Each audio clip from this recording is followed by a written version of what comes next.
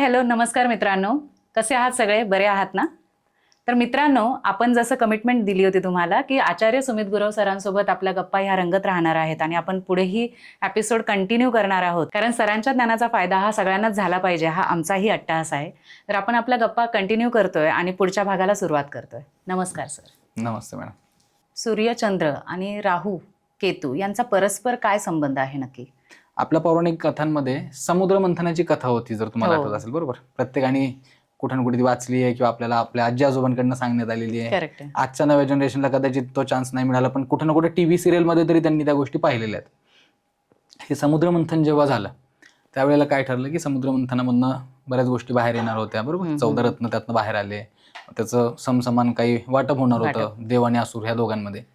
तर ह्या वेळेला जेव्हा धन्वंतरी अमृताचा कलश घेऊन वरती आले होते आणि मग ते अमृत असुरांकडे गेलं तर काय होईल ह्याची सगळ्यांनाच कल्पना होती. त्यामुळे भगवान विष्णूंनी मोहिनी अवतार धारण केला. त्यांनी मेक शुअर केलं की हे चुकीच्या हाती नाही लागलं पाहिजे, याचा गैरवापर होऊ शकतो त्या ताकदीचा. म्हणून मोहिनी अवतार घेऊन त्यांनी असुरांना संमोहित करून म्हणा किंवा त्यांनी वशमध्ये करून म्हणा त्यांच्यापर्यंत ते प्राप्त नाही होऊ दिलं.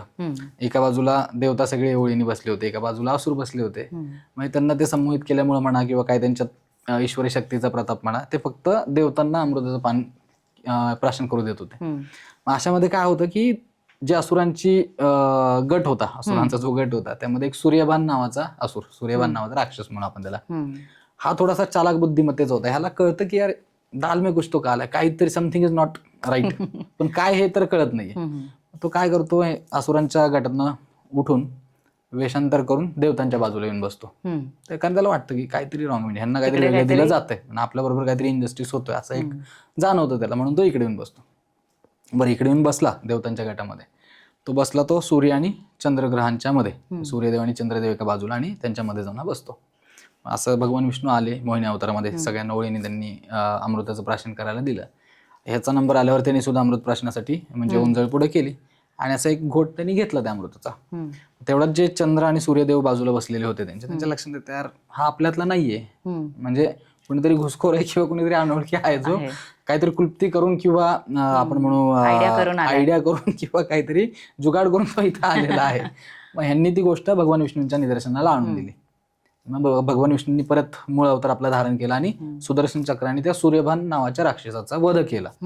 तर वध केल्यावर काय झालं, त्यांनी सुदर्शन चक्राने त्याचा गळा किंवा मुंडकं कापलं होतं. पण अमृताचा एक घोट गळ्यातनं खाली गेलेला होता आणि अमृताचा एक घोट जरी मिळाला तरी अमरत्व प्राप्त होतं माणसाला. त्या कारणानं जेव्हा त्याचा गळा सुदर्शन चक्राने त्यांनी आपण म्हणू अलग केला शरीरापासून, त्यावेळेला त्याचे 2 भाग झाले. त्या राक्षसाच्या शरीराचे 2 भाग झाले.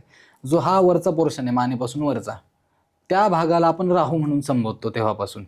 आणि जो खालचा बॉडीचा किंवा जो धड ज्याला आपण म्हणतो तो जो पोर्शन आहे त्याला केतू म्हणलं जातं. आणि मग इंटरेस्टिंग फॅक्ट कशी आहे की भगवान विष्णूंनीच त्यांना अलग केलंय, नंतर भगवान विष्णूंनीच त्यांना वरदान पण दिलं.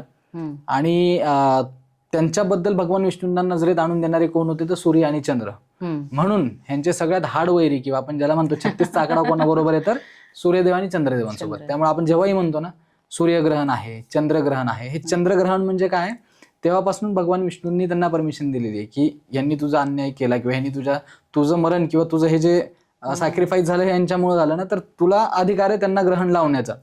तर हे राहूच्या प्रभावामुळं, राहू आणि केतूच्या प्रभावामुळे जेव्हा हे ग्रहण लागतं, हे सूर्यग्रहण चंद्रग्रहण त्यांच्या प्रभावामुळे किंवा त्या झालेल्या पौराणिक कथेत तो जो काही वरदान शाप जे काही त्यांना देण्यात आलेलं आहे त्या कारणास्तव घडतंय अशी ही समजूत आहे. आणि तेव्हापासून त्या 2 एंटिटी सेपरेट झालेल्या आहेत. राहू वेगळा आहे, केतू वेगळा आहे. त्यामुळे पत्रिकेत सुद्धा कोणाच्या राहू केतू कायम इनकम्प्लीट आहेत ना, कारण त्याचं शरीर वेगळं आहे, म्हणजे मुंडकं वेगळं आहे, शरीर वेगळं आहे, तो कधीच कम्प्लीट नाही होऊ शकला. त्यामुळे प्रत्येकाच्या पत्रिकेत सुद्धा राहू केतूची प्लेसमेंट जी आहे ना ती एकमेकापासून अपोजिटच असते. म्हणजे पहिल्या घरात जर राहू आहे तर 7व्या घरामध्ये केतू, म्हणजे 360 डिग्री एकमेकाच्या विरुद्ध, कारण ते कधी एक होऊ शकत नाहीत परत. तर अशी ही पौराणिक कथा आहे की राहू आणि केतू यांचा जन्म उत्पत्ती कशी झाली आणि पुढे चंद्र सूर्यासोबत कसं त्यांचं म्हणजे वैरत्व आहे जे आजपर्यंत चालत आलं असं आपण म्हणू शकतो त्या गोष्टीला. Correct, nice. एक विचारायचं आहे मला की हल्ली युट्यूबवरती किंवा अनेक माध्यमातून आपण पायराईटच्या बद्दल बऱ्याच गोष्टी ऐकतोय किंवा बरेचदा असं म्हटलं जातं की तुम्ही पायराईट घ्या आणि तुमच्याकडे धनसंपत्ती अट्रॅक्ट होईल. हे कितपत खरं आहे? यामध्ये मला सांगायला आवडेल मॅम, पायराईट किंवा दुसरा कुठलाही स्टोन असू द्या, प्रथम आपण काय करूया की ह्याचं एक लॉजिक किंवा ह्याच्या पाठीमागं काय धारणा आहे ती समजून घ्यायचा प्रयत्न करू. आपल्या पॉडकास्टची सुरुवात करताना किंवा ॲस्ट्रॉलॉजी बद्दल बोलताना मी तुम्हाला म्हटलं की ॲस्ट्रॉलॉजी म्हणजे काय, तर बाहेरील पंचमहाभूतांच्या शक्तींचा आपल्या आयुष्यावरती काय परिणाम होतो हे समजून घेण्याचं शास्त्र किंवा एक समजून घेण्याचं माध्यम म्हणजे ॲस्ट्रॉलॉजी. तसंच हे जे पंचमहाभूत आहेत ना, ह्यापैकी एक असलेल्या म्हणजे पृथ्वीच्या पोटातून निघणारे हे सगळे स्टोन्स किंवा हे सगळे खडक आहेत. त्यात पायरेट आहे किंवा आपल्या नवरत्नांचे, प्रामुख्याने आपण नवरत्नांबद्दल चर्चा करू आणि मग पायरेटवरती येऊ. तर आपल्या ह्याच्यामध्ये कसं आहे ना की आपल्या ज्योतिषशास्त्रामध्ये प्रत्येक ग्रहासोबत एक रत्न हे जोडलेलं आहे किंवा एक त्याची असोसिएशन आहे.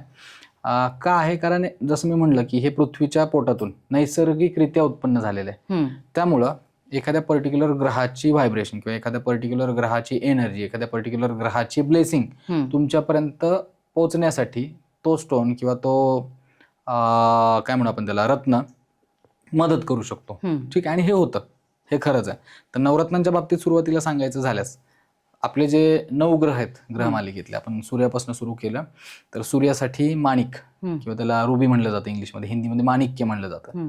तो जेमस्टोन जो आहे तो सूर्यासाठी वापरायला सांगितला जाऊ शकतो. ज्यांच्या पत्रिकेत सूर्य चांगला आहे किंवा आपण म्हणू त्याचे प्रभाव खूप चांगले आहेत, रिझल्ट खूप चांगले मिळणार आहेत आणि ते तुम्हाला आणखीन एनहान्स करायचे असतील, ठीक आहे, तर ते आणखीन एनहान्स करण्यासाठी तो तुम्हाला घालायला सांगितला जातो.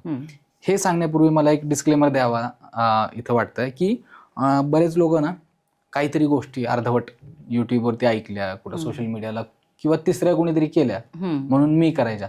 तर हे ॲस्ट्रॉलॉजी एवढं सोपं नाही किंवा स्पेसिफिकली हे जेमस्टोन्स वापरणं घालणं हे तसं सेफ नाही. म्हणजे कुठल्या तरी जाणकार ज्योतिषाकडनं पत्रिकेबद्दल मार्गदर्शन घेऊन मगच तुम्हाला सजेस्ट केलेला जेमस्टोन तुम्ही धारण करावा, ही सगळ्यात पहिली विनंती आहे माझी. कारण हे नॅचरल आणि नैसर्गिक गुणधर्म असणाऱ्या गोष्टी आहेत. जसं हे तुम्हाला पुढे नेण्याचं काम करत आहे किंवा तशी ऊर्जा प्रदान करते ना, तर हे तशाच पद्धतीने चुकीचं जर घातलं घेतलं ते तुमच्यावर बॅकफायर सुद्धा करू शकतं. बरोबर. त्यामुळे ही सगळ्यात पहिली आपली दर्शकांना विनंती आहे की कुणीही रत्न जेमस्टोन्स घालण्यासाठी फक्त IQ माहिती किंवा सोशल मीडियावरती मिळणारे अर्धवट ज्ञान किंवा व्हॉट्सअप युनिव्हर्सिटी अशा काही गोष्टींवरती डिपेंड राहू नका. शक्य झाल्यास एखाद्या चांगल्या ज्योतिषाचा सल्ला घ्या आणि त्यांच्या दिलेल्या मार्गदर्शनानुसारच ते रत्न प्रदान करा. करेक्ट आहे. तर मगाशी मी म्हणल्याप्रमाणे, आणि हे रत्न सांगण्यामागं पण ना काही लॉजिक्स असतात. बऱ्याच वेळेला पत्रिकेतले आपल्या सगळी घरं, 12 घर आहेत पत्रिकेत, सर्व घरं पॉझिटिव्ह नाही आहेत किंवा काही घर जे तितकेसे पॉझिटिव्ह प्रभाव दाखवत नाहीत. 6वं, 8वं, 12वं हे काही घर आहे ज्याच्यामध्ये पॉझिटिव्हनेसपेक्षा थोडंसं आपण म्हणू की थोडीशी निगेटिव्हिटी जास्त येते ह्या 6, 8 आणि 12व्या घरामध्ये किंवा तशा प्रकारचे रिझल्ट देण्याची ताकद 6व्या, 8व्या, 12व्या घरामध्ये. तर सर्वप्रथम जेव्हा मार्गदर्शन केलं जातं ना कोणाला जेमस्टोन्स बद्दल, रत्नाबद्दल, तर कधीही कुठलाही चांगला जाणकार ज्योतिषी 6व्या, 8व्या, 12व्या घरामध्ये बसलेल्या ग्रहाचं रत्न तुम्हाला सांगणार नाही घालायला. म्हणून मी शब्द वापरला की चांगला आणि जाणकार ज्योतिषी, ज्याला अनुभव आहे, ज्यांनी शेकडो हजारो पत्रिका पाहिल्यात आणि रिअल लाईफ एक्सपिरियन्स ज्यांचे आहेत, ठीक आहे, तज्ञ असणं गरजेचं आहे. तर तशा लोकांचं मार्गदर्शन मोलाचं ठरेल. पुढं सूर्यानंतर आपण बोलूया की जर चंद्रासाठीचं जे रत्न आहे, आपण मोती ऐकलं असेल, त्यामध्ये मोतीचे आणखी टाईप येतात, व्हरायटी येतात, पण आज प्रामुख्याने आपण फक्त रत्न बघूयात कुठल्या. तर चंद्रासाठी मोती रत्न घालायचा सल्ला दिला जातो. ते तुम्हाला तुमच्या करंगळीमध्ये, उजव्या हाताच्या करंगळीमध्ये शक्यतो धारण करायला सांगितलं जातं. ह्याच्या पलीकडं मंगळ जो आहे, मंगळासाठी येणारा रत्न म्हणजे त्याला आपल्याकडे मुंगा म्हणतात, पवळं म्हणलं जातं किंवा रेड कॉरल म्हणतात हिंदीमध्ये त्याला. तर हे आहे मंगळाचं रत्न, ज्यांनी मंगळाचे ॲट्रिब्यूट्स तुम्ही स्ट्रॉंग करू शकता किंवा मंगळाचे जर पॉझिटिव्ह रिझल्ट देण्याची कॅपॅसिटी पत्रिकेत ती आणखीन चांगल्या पद्धतीने एनहान्स करू शकता. मंगळनंतर आपण बघूया बुध जो ग्रह आहे, बुध ग्रहासाठी येतो 5 म्हणजे 50. हा जो दिसेल तुम्हाला माझ्या हातामध्ये, हा 5 आहे शेवटच्या बोटात घातलेला. तर 5 हा बुधाचे ॲट्रिब्यूट्स आणि बुधाची एनर्जी एनहान्स करण्याकरता घालायला सांगितलं जातो करंगळीमध्येच. ह्याच्या पलीकडे गुरु महाराजांचं जे रत्न आहे, गुरु महाराजांचं रत्न आहे पुष्कराज. पुष्कराज ज्याला येलो सफायर म्हणलं जातं. तर हा जो आहे, हा तुम्ही पाहताय, हा पुष्कराजच आहे. म्हणजे दोन्ही ग्रह माझ्याकडे आहेत म्हणून फक्त तुम्हाला उदाहरणार्थ सांगितले. तर पुष्कराजमध्ये ती ताकद आहे की जे गुरुची पॉझिटिव्हनेस किंवा गुरुची पॉझिटिव्ह रिझल्ट देण्याची क्षमता पत्रिकेतली ती आणखीन चांगल्या पद्धतीने एनहान्स करण्यासाठी पुष्कराज सांगितलं जाईल तुम्हाला. पुढे आपण शुक्रासाठी बघितलं तर ओपेल नावाचं रत्न येतं. आता त्याला ओपेल बऱ्याच कंट्रीमधनं इम्पोर्ट होतो, त्याचे वेगवेगळे टाईप्स किंवा सब कॅटेगरीज आहेत, पण आपण प्रामुख्याने ओपल नावाचा स्टोन आता एवढंच लक्षात ठेवूया, शुक्रासाठी घालायला सांगितलं जाईल. आणि शनी महाराजांसाठी जो येतो तो नीलम किंवा त्याला इंग्लिशमध्ये ब्ल्यू सफायर म्हणलं जातं. तर हे 9 ग्रहांबद्दलचे झाले स्टोन्स. आता मी कन्सेप्ट तुम्हाला सांगितली की ह्यांचा रिझल्ट मिळतो का आणि का मिळतो. तर सगळ्यात पहिले मी तुम्हाला सांगितलं की हे जमिनीच्या पोटातून आलेले नैसर्गिकरित्या बनलेले खडक आहेत. बरोबर. त्यामुळे त्या पंचमहाभूतांची ताकद त्यांच्यामध्ये समाविष्ट आहे. एवढे हजारो लाखो वर्ष ते जमिनीत उत्पन्न होत आहे किंवा त्यांची प्रोसेस होतीये ते बनण्याची, जे नैसर्गिक आहे. पण हजारो वर्ष लागतात. नक्कीच नक्कीच. आणि जे नैसर्गिक आहेत मी त्यांचीच तुम्हाला ही गोष्ट सांगू. बाकी आजकाल अशा गोष्टी आहेत की आर्टिफिशियली सुद्धा गोष्टी मॅन्युफॅक्चर केल्या जातात. करेक्ट. त्याच्या तेच factories सुद्धा विचारणार आहेत. होते आता तुम्हाला अगदी खरं. की ते कसं ओळखायचं मग, आर्टिफिशियली ह्या मॅन्युफॅक्चर झालेल्या आहेत की या खरंच खऱ्या आहेत भूगर्भातून काढलेल्या ह्यात रत्न आहेत हे. यात काय गोष्टी आहेत ना मॅम, की बऱ्याचशा गोष्टी आपण नुसत्या डोळ्यांनी पाहून नाही ओळखू शकत. सर्वसामान्य लोक हे फक्त डोळ्यांनी पाहून ह्यामधला डिफरन्स नाही ओळखू शकत. तर सगळ्यांना सोपं पडेल असं सजेशन तर सगळ्यात पहिलं काय आहे की कुठलंही रत्न, कुठलंही ब्रेसलेट, जेमस्टोन आपण घेतो, शक्यतो ते विथ सर्टिफिकेट घेण्याचा प्रयत्न करा. जो तुमचा सप्लायर किंवा जो प्रोव्हायडर आहे त्याला पहिलंच सांगा की जी गोष्ट मी घेतो तुझ्याकडून बाबा मला ती गव्हर्नमेंट ऑथोराइज जेमोलॉजिकल लॅब्स असतात त्यामध्ये टेस्ट करून मला त्याचं सर्टिफिकेट द्या. त्याची काही एक्स्ट्रा कॉस्ट ते मे बी ऍड करतील, पण जेमस्टोन्स हे खूप कॉस्टली येतात मॅम. ट्रस्ट मी, म्हणजे पुष्कराज किंवा नीलम सारखे जे जेमस्टोन्स आहेत म्हणजे 3-3, 4-4 लाख ही मिड रेंज आहे त्या स्टोन्सची. त्यामुळे जर एवढी इन्व्हेस्टमेंट किंवा आपण करणार असू तर मला वाटत नाही की 2-4 हजार आपण सर्टिफिकेशनसाठी खर्च करणं म्हणजे हे एक वाईज डिसिजन ठरेल. की एवढे लाख रुपये खर्च करून उद्या तुम्हाला कळायचं की तो खोटा दिलाय किंवा तो खरा नाहीये, त्यावेळेला होणारा मनस्ताप किंवा त्रास ह्यातनं अवॉइड करण्यासाठी आज आपण सर्टिफिकेशनची कॉस्ट वेगळी मोजली तर कधी ती एक म्हणजे शहाणपणाचा आपला निर्णय ठरणार आहे.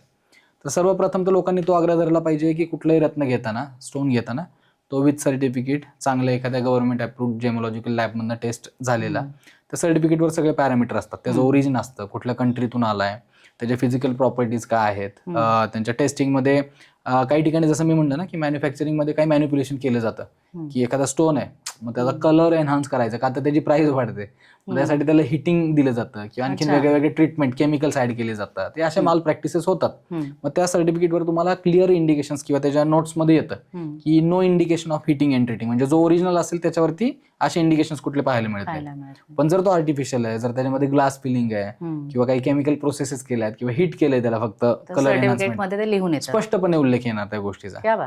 तर हा सगळ्यात सोपा पद्धत किंवा मार्ग आज तरी हाच आहे सर्वसामान्य लोकांसाठी की बाबा तुम्हाला वेगळं त्यातलं डिफरेन्सिएशन करायचं तर तुम्ही विथ सर्टिफिकेटच घेतलेलं कधीही बरं होईल. आणि मगाशी जसं मी म्हणालो की कदाचित हा पॉईंट रिपीट होतोय पण हा तेवढा महत्वाचा मुद्दा आहे की कुठलंही जेमस्टोन हे न चेक करता, कोणाचा सल्ला न घेता, फक्त मला वाटलं म्हणून किंवा माझ्या मित्रांनी घातलं आणि त्याला फायदा झाला, त्याचं चांगलं झालं, किंवा कुठेतरी मी काही सोशल मीडियावर काही लोकांना फॉलो करतोय म्हणून असं करू नका. ट्रेंड आहे, अगदी खरं. जसं पायरेट बसणं आपला विषय चालू झाला होता की पायरेट आज ट्रेंड मध्ये आहे आणि आहेत म्हणजे प्रत्येक स्टोनचे काही ऍट्रिब्यूट्स आहेत. पायरेट तुम्हाला अचानकच हा पायराईटचा एवढा उगम का झाला सोशल मीडिया? मी म्हणेन मॅम फक्त पायरेटच नाही, आजकाल तुम्ही बघा ना की ऍस्ट्रॉलॉजी बद्दलच किती ट्रेंड आलाय किंवा सोशल मीडिया हा ऍस्ट्रॉलॉजी पासून पूर्वी कट ऑफ होता किंवा पूर्णपणे सेपरेट होता. एक टिपिकल तुम्ही जर ऍस्ट्रॉलॉजरचं पहिल्यापासून इमेज थोडं पाहिलं तर अगदी ट्रॅडिशनल वेशभूषेत असलेले, भगवे वस्त्र घातलेले किंवा अगदीच घर संसार सोडलेले असं वृद्ध कुणीतरी व्यक्तिमत्व ना, 50, 60, 70 असं वय त्या लोकांचं, कुठेतरी झाडाखाली बसलेत, असं एक ट्रेडिशन, तो एक व्ह्यू पॉइंट होता किंवा तशी एक समाजामध्ये मान्यता होती किंवा तसं प्रचलन होतं. आज जसं जसं गोष्टी बदलत आहेत तर आपल्याला स्थल काल सापेक्ष पद्धतीने बदलणं गरजेचं आहे. काही आमच्यासारखी नवीन तरुण मंडळी याच्यामध्ये येत आहेत आणि आज टेक्नॉलॉजी आहे तर का चांगल्यासाठी वापर नाही करावा आपण ह्याचा. अशा अनुषंगाने याच्यामध्ये काय झालंय की मला माझं असं ऑब्झर्वेशन आहे, मागच्या एक 3-4 वर्षामध्ये लोकांनी ह्याचं अनुसरण चालू केलेलं आहे. म्हणजे टेक्निकल पॉईंट ऑफ व्ह्यूनी तुमचे पॉडकास्ट असतील, सोशल मीडिया असेल, ह्याचा मग ऍस्ट्रॉलॉजीसाठी सुद्धा कसा यूज करता येईल. बरेच लोक तुम्हाला त्यामध्ये मिळतील. चांगले वाईट आता जे त्यांनी ठरवायचंय, जो तो कोणी प्रत्येक वेगळ्या वेगळ्या लोकांना फॉलो करत असेल तर फक्त म्हणूनच मी सांगतो की ही गोष्ट काय ना, सोशल मीडिया सारखी अर्धवट पण ज्ञान खूप देतात लोक. कारण मला सांगा, माझ्यासारखा माणूस समजा जर मी प्रोफेशनल ऍस्ट्रॉलॉजर आहे आणि ह्याच्यावरती माझं घर, माझा संसार चालतंय, तर मी ते नॉलेज फुकटात का वाटीन ना सोशल मीडियाला, ज्याच्यावर माझं घर चालतंय, ज्याच्यावर मी सर्व्हाइव्ह करतो, माझी फॅमिली सर्व्हाइव्ह करते. तर मी ते सगळं नॉलेज, मी काही ग्लिम्सेस देईन, 10% सांगेन, 20% सांगेन सोशल मीडियावर, म्हणजे लोक पाहतील, अवेअरनेस येईल किंवा ते बघून लोक माझ्याकडे येतील, प्रवृत्त होतील माझ्याकडे यायला. तर थोडं लोकांनी व्यावहारिक दृष्टिकोन हा पण ठेवला पाहिजे की सगळ्याच गोष्टी ज्या सोशल मीडियाला दिसतात, नॉट नेसेसरीली की त्या 100% खऱ्यात. बरोबर. कधी कधी फक्त तुमची क्युरिओसिटी निर्माण करण्यासाठी किंवा आज तर ते बरेच वेगळे ट्रेंड आहेत. म्हणजे आता हा विषय निघाला आपला म्हणून सांगतो की तुम्ही पाहिलं असेल ना, हे टेक्नॉलॉजीचा मुद्दा आला म्हणून मी सांगतो की Malpractices. काही माल प्रॅक्टिसेस ज्या आहेत मला आढळल्या किंवा जे मी होताना पाहतोय, टेक्नॉलॉजी वाईज आता काही नवीन कंपन्या मार्केटमध्ये आल्यात, करेक्ट. काही नवीन ऍप्लिकेशन्स, काही नवीन सॉफ्टवेअर्स आलेले आहेत. आणि असा ट्रेंड आलाय ना की आता लोक फोन करून पर मिनिट त्या ज्योतिषाशी बोलून कन्सल्टेशन घेतात. आता ठीक आहे, जेनझी किंवा नवीन पिढीला ना सगळ्या गोष्टी इन्स्टंट पाहिजेत, त्यामुळे त्यांना फार रिलिव्हंट वाटतं की नाही मला कुठं अर्धा तास बसायचं ज्योतिषासमोर, जायचं 10 मिनिटात फोन केला, प्रश्न विचारले, झालं. पण यातला तोटा काय मी तुम्हाला सांगतो, म्हणजे माझं ऑब्झर्वेशन आहे, मी कोणाला इथं डिस्क्रिमिनेट करत नाही किंवा कोणाला पर्सनली क्रिटिसाइजही करत नाही, पण ही गोष्ट किती धोकादायक आहे तुम्ही फक्त ऑब्झर्व करा. आजकाल ट्रेंड असा आहे ना, सोशल मीडियावरती बरेचसे माझ्यासारखे ॲस्ट्रॉलॉजर वेबिनार्स घेतात. वेबिनार्स म्हणजे काय, तर सोशल मीडियावर मी डिक्लेअर करतोय एक 3 दिवसाचं 5 दिवसाचं मी वर्कशॉप ठेवलेलं आहे आणि एक अमाऊंट त्याची फी आहे. कोणी 100 रुपये सांगते, कोणी 1000, कोणी 5-10 जे काय असेल, ज्याचा त्याचा प्रश्न. आणि तेवढं तुम्ही अटेंड करा. त्या 3 दिवसाच्या वर्कशॉपमध्ये मी तुम्हाला ॲस्ट्रॉलॉजर बनवणार, सगळं शिकवणार. माझ्यासारखे लोक, मी म्हणतो मी मलाही त्याच्यामध्येच धरतोय, माझ्यासारखेच लोक आहेत जे हे छाती डोकपणे सांगतात की तुम्ही माझा हा वेबिनार अटेंड करा आणि 3 दिवसाच्या वर्कशॉपनी तुम्ही ॲस्ट्रॉलॉजर बनणार. स्वतःच नाही, तुम्ही दुसऱ्याची कुंडली बघणार किंवा तेवढी अॅक्युरेसी तुम्हाला येणार, गायडन्स मिळेल पुढं, व्हॉट एव्हर जे काय आहेत त्या कमिटमेंट्स. मग आता काय, अगेन जसं मी मगाशी म्हणलो की एकतर जेनझी जी आहे आजची पिढी नवीन, त्यांना पेशन्स नावाची गोष्ट उरलेली नाहीये, सगळ्या गोष्टी इन्स्टंटच हव्यात. त्यांना हे ऐकायला फार लुक्रेटिव्ह वाटतं, 3 दिवसाचं वर्कशॉप, मला ॲस्ट्रॉलॉजी समजणार, जातात लोक, याला बळी पडतायत. आता मला सांगा ह्यांचं पुढे फ्युचर काय मॅम, की हे लोक जेव्हा तिथं जातात काही सर्टन अमाऊंट तिथं भरतायत आणि 3 दिवसाचं वर्कशॉप करतायत. 3 दिवसानंतर काय ह्यांना सांगितलं जातं, एक तर तुम्ही तुमची प्रॅक्टिस चालू करू शकता किंवा आमचा असा टायअप आहे XYZ कुठल्या प्लॅटफॉर्म सोबत, तिथं तुम्हाला अपॉइंट केलं जाईल. मग ते इंटरव्ह्यू घेतील आणि तुम्हाला अपॉइंट करतील ॲस्ट्रॉलॉजर म्हणून. हे किती घातक आहे. ही लोक तुम्हाला कन्सल्ट करतात. मॅडम मला हे सांगायचं त्याच्या पुढची गोष्ट की 3 दिवस अभ्यास केलेला माणूस जेव्हा ज्योतिष बनेल, आणि असे ज्योतिष त्या नवीन ऑनलाईन जे प्लॅटफॉर्म्स आहेत, जे सॉफ्टवेअर्स आहेत, जिथं आजकाल यंग जनरेशन फार त्या गोष्टीसाठी क्रेझी आहे की काही क्षुल्लक गोष्टी विचारायच्यात, लावा फोन. आणि ती गोष्ट, ही तर एक पार्ट सांगितलं मी तुम्हाला की 3 दिवसाचं ज्योतिष शिकून माणूस तिथं जातोय. बरं, ह्याच्या पुढं त्यांचे कमर्शियल मॉडेल्स एवढे स्ट्रॉंग बनवले आहेत ना त्या लोकांनी, की ह्या लोकांना पहिल्या दिवसापासून बोलायचं काय आणि कसं ह्याचं सुद्धा स्क्रिप्ट दिलं जातं. अच्छा. म्हणजे पर मिनिट चार्ज आहे ना. समजा तुम्ही फोन केलाय, एखादा व्यक्ती तुमच्याशी बोलतोय, त्याला माहिती आहे बाबा एक 5 मिनिटाचं रिचार्ज केलंय किंवा काय असेल, पहिले एक मिनिट तर माणूस तुमची डिटेल घेण्यात, कुंडली उघडण्यातच लावतो. तुमचं नाव असं, तुमची ही राशी आहे, झालं 2-2.5 मिनिटं तर यातच निघून जातात.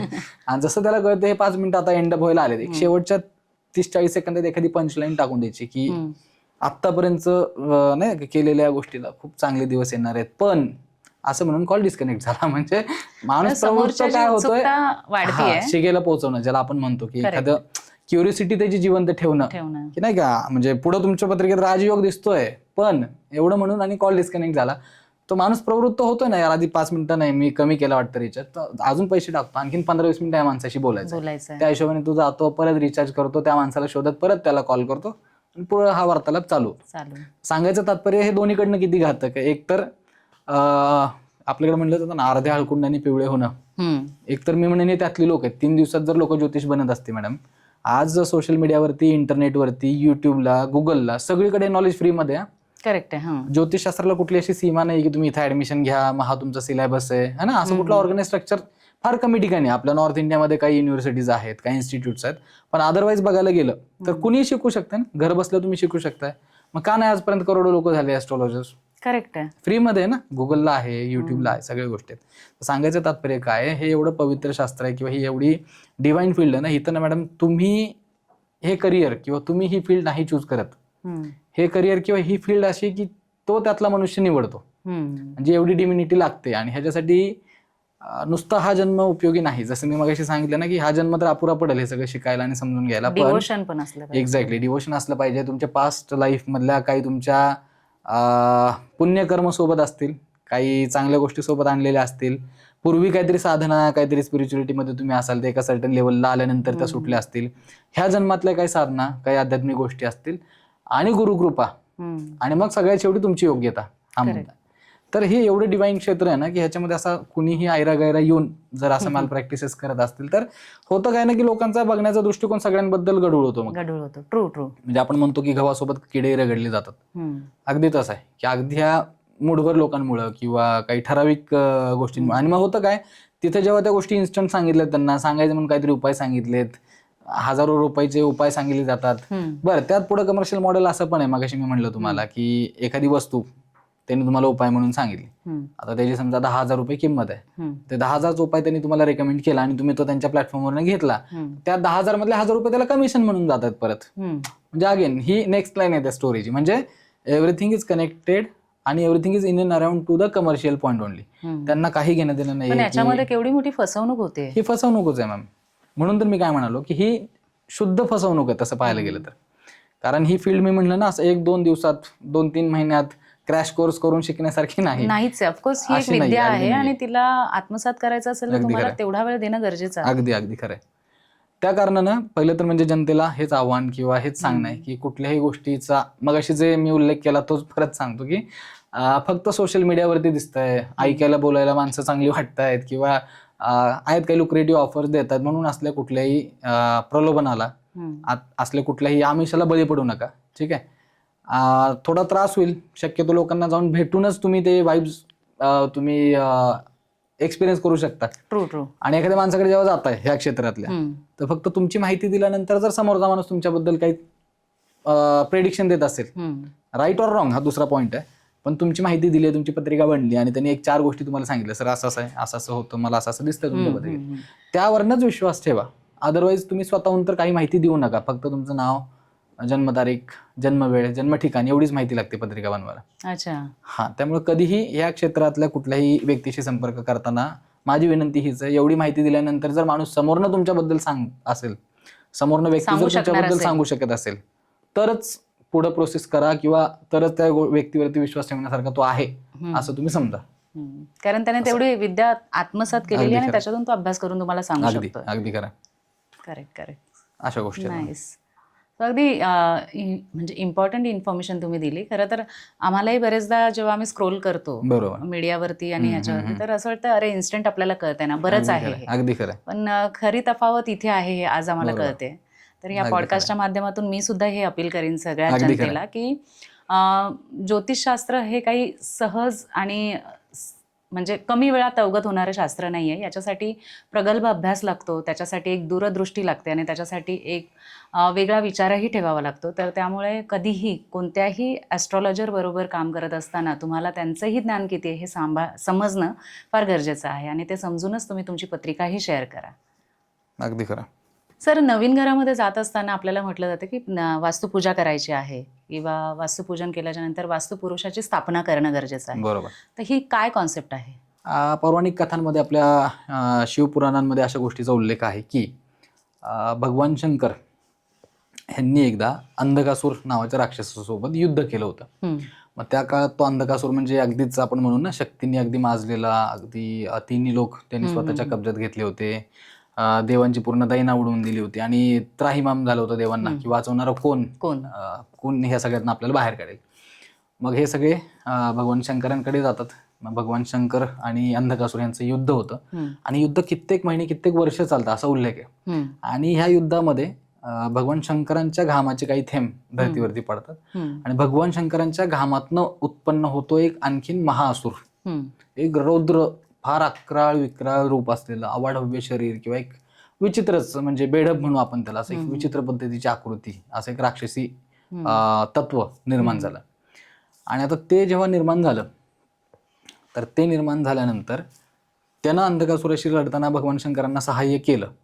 तो त्यांचा गण असल्याप्रमाणे त्याला मानलं जातं. अंधकासूर यांचं युद्ध झाल्याच्या नंतर भगवान शंकरांचाच अंश किंवा भगवान शंकरांचाच तो गण असल्यासारखं मानलं जातं. आता जेव्हा तो निर्माण झाल्यानंतर त्यांनी दिसेल ती गोष्ट खायला सुरुवात केली. कारण तो होता तेवढा अकराळ विक्राळ किंवा तेवढा म्हणजे आपण म्हणू की शरीर तेवढं अवाढव्य होतं की माणूस म्हणू नका, देवता म्हणू नका, चीज वस्तू म्हणू नका, जे समोर येईल ते त्यांनी म्हणजे प्राशन करायला किंवा खायला सुरुवात केली. आता हे देवता आणखीनच जास्त प्रॉब्लेम मध्ये आले की आधी अंधकासूर सोबत लढत असताना हा दुसरा दैत्य उत्पन्न झाला. म्हणजे आता कुठं अंधकासुराचा वध केला होता तेवढा हा दुसरा दानव पैदा झाला. परत भगवान शंकरांनी त्याच्यावरती काय उपाय सांगितला.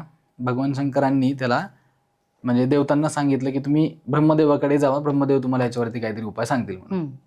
हे सगळे परत ब्रह्मदेवांकडे येतात. मग ब्रह्मदेवांकडं ह्या गोष्टीवरती चर्चा होते आणि सगळे देव सांगतात की हा एवढा अकरारी म्हणजे हा देवांनाही सोडत नाही, जे समोर दिसेल तो खात चाललाय, आता ह्याच्यावरती काय उपाय किंवा ह्याचा कसं अंत करायचा. मग ब्रह्मदेवांनी त्यावेळेला सांगितलं की त्याला तुम्ही पृथ्वीवरती पालथा पाडा आणि तुम्ही सगळे देव त्याच्या अंगावरती बसा, म्हणजे कायमस्वरूपी त्याला पृथ्वीमध्ये दाबून टाका, थोडक्यात अशा पद्धतीचं पालथा पाडून. मग तेव्हा त्या जो दैत्य होता सगळ्या देवांनी मिळून त्याला पालथा पाडला. पालथा पाडल्यानंतर त्याच्या शरीरावरती सगळे देव जाऊन बसले. तर त्यानुसार वास्तुशास्त्रामध्ये हा कन्सेप्ट आलेला आहे की मग जेव्हा ते देव त्याच्या शरीरावरती बसले ना, तो असहाय्यपणे तो ब्रह्मदेवाला विचारतो की भगवानात माझी काय चूक होती, मला उत्पन्न पण महादेवांनी केलं, मी त्यांच्या घामापासून उत्पन्न झालो होतो, मी असुर किंवा अशीच निगेटिव्ह एंटिटी असल्या कारणानं माझा धर्म होता अशा गोष्टी खाणं किंवा या सगळ्या गोष्टीचा नाश करणं, तर मग माझी काही चूक नव्हती, मग आता मी काय करू. ब्रह्मदेव तेव्हा त्यांना सांगतात त्यावेळेला त्या असुरी शक्तीला की इथून पुढं आता फक्त देवांना प्रॉब्लेम त्रास होऊ नये म्हणून आम्ही तुझा बंदोबस्त करतोय किंवा तुला ताब्यात ठेवतोय, अशा पद्धतीने ताकद तुझी. पण इथनं पुढं तू पृथ्वी तलावर जायचं, इथनं पुढे तुला वास्तुपुरुष नावाने संबोधलं जाईल आणि ज्या ज्या घरांमध्ये ज्या ज्या ठिकाणी गोष्टी धर्मानुसार होत नसतील, योग्य काय म्हणू आपण त्याला, ग्रंथपुराणांमध्ये दिलेल्या सल्ल्यानुसार गोष्टी होत नसतील, धार्मिक गोष्टी अनुष्ठानं होत नसतील, काही निगेटिव्ह गोष्टी तिथं होत असतील समजा, तर अशा घरांमधली सुख शांती समाधान तू खा, हा आशीर्वाद ब्रह्मदेवाने त्यावेळेस त्यांना दिलेला आहे. आणि तेव्हापासून ही संकल्पना रूढ झाली की वास्तुपुरुषाची स्थापना आपण करतो वास्तूमध्ये. मग त्याला आपण ठराविक कालावधीनंतर त्याचं नैवेद्य दाखवणे किंवा योग्य ठिकाणी त्याची पूजा अर्चा करणं, वास्तुपूजा करणं, आपण वास्तुपूजा करणं. तर ही जी कन्सेप्ट आहे किंवा ह्या आणि जागेवालेला नैवेद्य दाखवणं हा त्याच्यामधूनच आलेला हा एक कन्सेप्ट आहे. तर तशा पद्धतीने आणि जे वास्तुपुरुष तुम्ही पाहाल जेव्हा वास्तुशांतीच्या वेळेला आपण त्याची स्थापना करतो, ती जी रेखीव मूर्ती किंवा पत्र्यावरती जो त्याचा एक छाप असतो तोही आज त्याच स्वरूपात आहे की तो पालथा पडलेला वास्तुपुरुष आहे, तो कधीच सरळ नसतो, तो पालथा पडलेला आहे आणि तशाच पद्धतीने त्याची स्थापना केली जाते आज देखील. आता सोशल मीडिया म्हणा किंवा कोणत्याही माध्यमातून ज्योतिषशास्त्राला घेऊन कशा पद्धतीने लोक पाहतायत किंवा त्याची योग्य दृष्टी कशी असायला हवी, या सगळ्या विषयांवर आपण गप्पा मारल्या. तर या अनुषंगाने आपण 2026 मध्ये पदार्पण केलेलंच आहे आणि आता सगळ्यांना ही उत्सुकता आहे की माझ्या राशी भविष्यात काय घडणार आहे आणि त्या अनुषंगाने मी काय उपाययोजना केल्या पाहिजे.